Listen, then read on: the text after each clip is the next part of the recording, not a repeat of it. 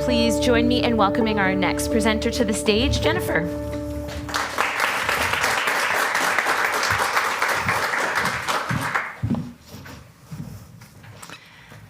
Good evening. I'm Jennifer Mack, founder of interior design business Abide Studio, and I'm excited to share with you what I've been working on for the last 4 months.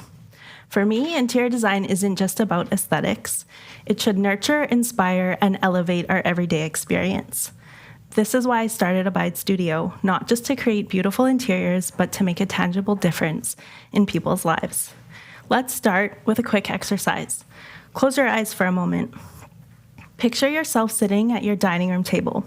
What kind of table is it? Can you smell the delicious meal in front of you? Can you feel the weight of the silverware in your hands? Okay, now open your eyes. Is this the table that you had pictured? This table, along with the house that was built for them, belongs to a family in Mexico who was previously homeless. So how does this relate to my interior design business? I'll go back to that in a moment. I offer a comprehensive range of design services, from space planning a workplace to optimize your workflow, all the way through to selecting the toss cushion you rest your head on while you watch your favorite Netflix show. But I believe that interior design business can be bigger than just aesthetics and function. That's why a portion of my revenue goes to charities that support underprivileged communities like this one in Mexico. The demand for interior design is growing, especially since the pandemic.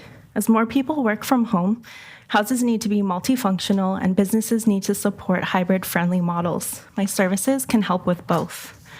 Consumers are also more conscious of how they are spending their money and want to support small business. And millennials, now the largest consumer group, are willing to spend more at companies with social impact.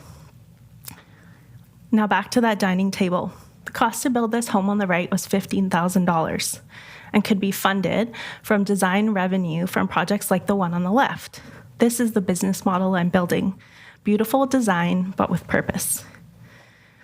In fact, Abide Studio is the only design firm in the Lower Mainland doing this. But like any of these startups you've heard about tonight, there are challenges. My market research has shown that interior design is widely still thought of as a luxury service, with little understanding of how it extends beyond beauty. I make design accessible by customizing our services to client needs and focusing on the importance of value and function, while showing my clients that supporting a business with heart adds a layer of meaning to their projects. I also know that getting my brand into the world and reaching new clients is crucial. Through 14 years in the industry, I've built a network of trusted contractors and suppliers to create a seamless experience for my clients. I leverage client referrals and my charitable efforts to engage new leads. So since July, Abide Studio has grown steadily from 1 to 5 clients. I offer hourly service packages via tailored fee proposals for each client. This way, our clients know exactly what they're paying for and how they're supporting others at the same time. And looking ahead, I'm projecting a net profit of $60,000 for year 1, with an average project revenue of $15,000, which by industry standards is very conservative. I've kept my startup costs very low at just around $1,300 by a home-based business model to initially cover things like software, insurance, a business license, and business cards. As I scale, I'm prepared that I will need to spend more money on marketing and software while still continuing to meet my minimum 10% charitable giving goal. If I'm fortunate enough to win the $5,000 tonight, I plan to use it for 4 key investments.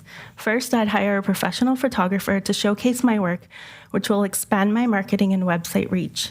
Second, I'll bring in an accountant to maximize my resources and ensure best financial decisions for sustainable growth.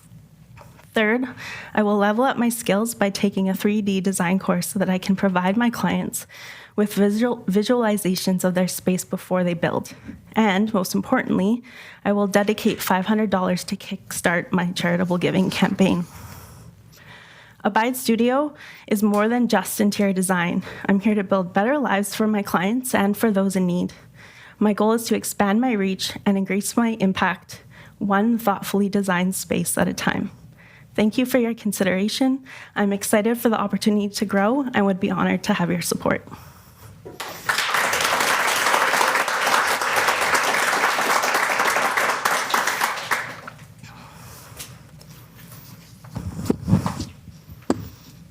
I beat you.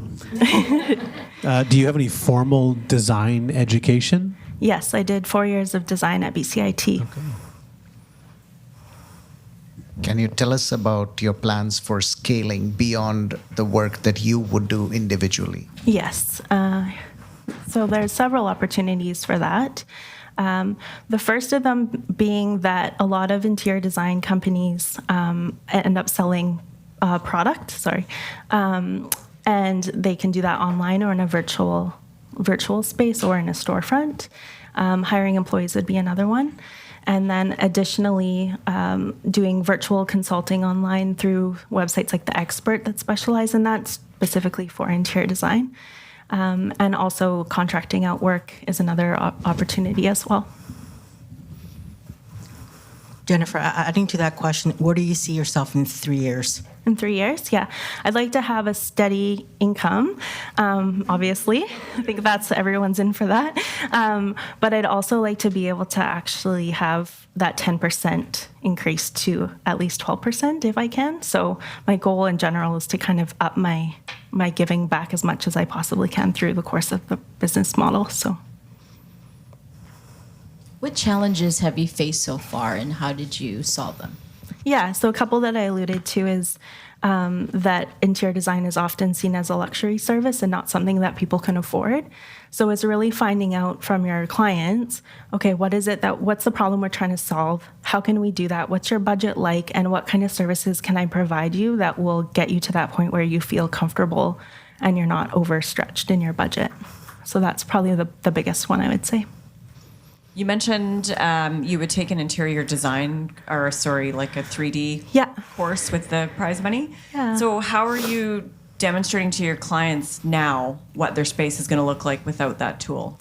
So there's a comprehensive design package. So we do elevations of every single wall in your house. And right now I'm rendering them all by hand in 2D. On using software, but just presenting them in a 2D way so they get it. But 3D is always, for people especially that have a hard time visualizing, is a lot easier for them. Thank you. Yeah. You mentioned the luxury service. Like, how are you going to stay competitive with pricing? Does that just mean you're just less profitable because you're giving some away? Yes. The other part of that is potentially going into multifamily development where you can do more projects at a lower rate. So to try and kind of boost more projects. And then also some of those really large projects, like a really large custom home that would be upwards of $50,000 to design, would kind of offset some of those lower costs. But I do want to stay accessible for people and not just be in that luxury market like a lot of other interior design companies are. What would be your competitive advantage? And can you maybe, based on that, expand on that 10% in terms of your social model? Yeah, so if I understand, I would say that because no one else has this model, that would be the edge is showing people how if they design, yes, they might be designing a luxury home, but they have that opportunity where they don't actually have to donate the money because I'm doing it, but they're still getting to make an impact in the world based on their project, and they can buy into that, and potentially they can see the home that's built for the family that they've designed their house around. So, okay. Yeah, you touched on how you'd spend the money. Can you just go into more about your sort of long-term marketing plan? Yeah. So basically, my first thing next year that I'd like to do is to partner with developers that work into multifamily housing, and then definitely need to amp up my social media and website content. So that's where the photography comes in. I have worked in the industry, but I can't use any of the pictures that I have from previous projects because they're copyright to those employers that I worked for. So getting that up and going is probably the number one key because people want to see what you've done in the past. And then attending network events to kind of get more contacts going, and then also applying for design awards also would help. So that gets you exposure in magazines like Western Living, where people see you're more visible or house and home.